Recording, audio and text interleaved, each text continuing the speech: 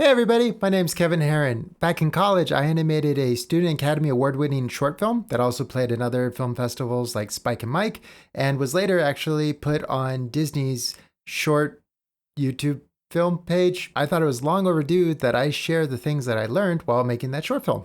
Your first version of your story is going to be terrible.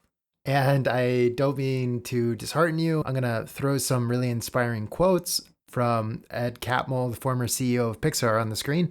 But even Pixar struggles with developing their stories. The thing that was most helpful for me to get over this first hurdle is to actually build up a group of people that I admired and looked up to at that time for either story or viz dev or animation. You just have to find someone that you believe is slightly better than you. Because if they're better than you, then you have something to learn from them. And a peer also probably has a lot more time to hang out with you and to spend with you and to build a relationship that could last a lifetime.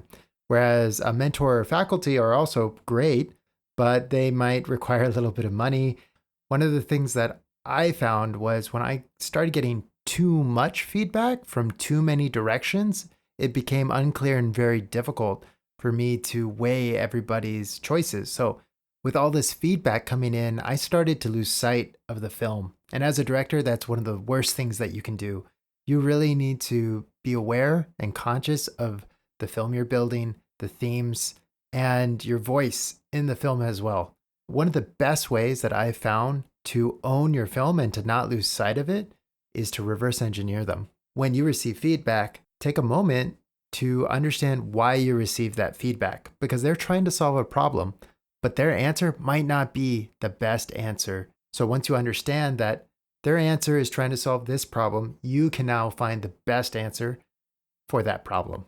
As things start to change and develop, you'll understand why you made every single choice, and it'll become clear now if you start to have dominoes affecting other choices and other choices after that, what you need to keep or why that was in there so you can replace it with something else that is also suitable.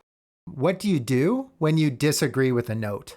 Trusting your gut is really hard, especially when it's an opinion that you asked for from someone that you admire. The best things I found to do were to ask yourself, does the note match what you're seeing? And does the note make sense to you?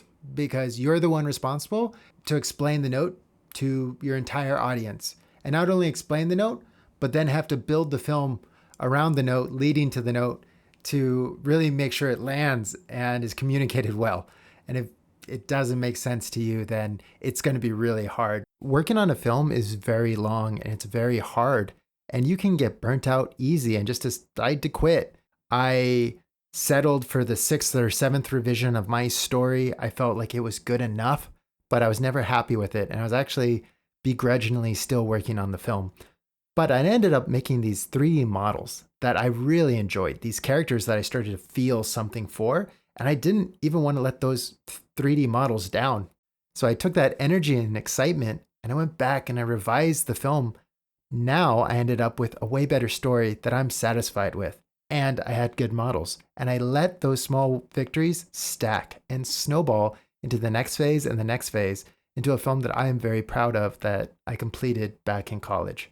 If you would like to hear more fun stories about me looking for my first job or working in the feature film industry, I promise they're good, because one of them ended up with me on the floor of a New York apartment for 2 months. But you'll have to subscribe, like, and comment if you want that.